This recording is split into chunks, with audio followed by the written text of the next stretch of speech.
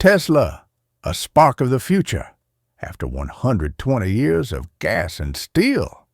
You know, son, when I was young, cars roared like horses when you gave them good diesel, machines full of metal, fuel, and smoke. You could feel their heart buzzing in your chest as you drove. That was the real deal. But then something happened that we never dreamed of.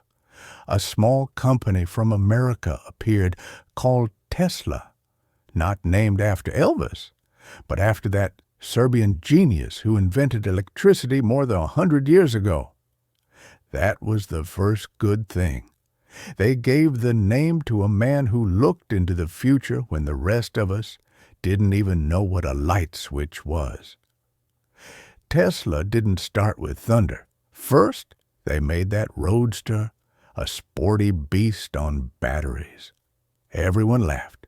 Who would drive a car you plug into a socket? I said, nah, that's for hipsters. But my boys, we laughed when tractors replaced horses too, and we all ended up buying one. Then came the Model S, a limousine that pressed you into your seat better than any V8. Silent, fast, and smarter than half the folks I know. After that, Model 3, then X, then Y. They even made a truck that looks like Darth Vader drew it, the Cybertruck. All electric, all silent, no fuel, no oil, no smoke. Strange to me, but the kids went wild. Tesla didn't just build cars. Their story was different. It wasn't just a company, it was a vision. They wanted the world to be quieter, cleaner, smarter. All those sensors, software, autopilots. I saw a car driving itself, no steering wheel. You'd think I was lying, but I saw it with my own eyes. And you know what's the craziest part? Not even 20 years since they started, and they were worth more than Ford, GM, even Toyota. Imagine, kids with batteries outrunning the old guard that's been building cars for over a century. I remember, once long ago, I was still driving my old '84 diesel. I stopped at the pump, filling up, when a young guy in one of those Teslas pulled up next to me. The car was silent, not even a whisper.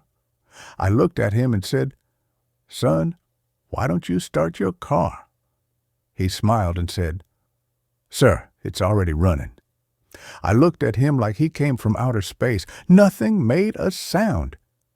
Just blinking lights and a screen inside like a TV. Then he invited me in. And you know what? No smell of fuel, no sound, but everything worked like a Swiss watch. We drove about 5 kilometers, and I didn't even turn around. The car drove itself. And right then I knew the time was coming when a car wouldn't just be a machine. It would be smart, almost like a person, maybe even smarter.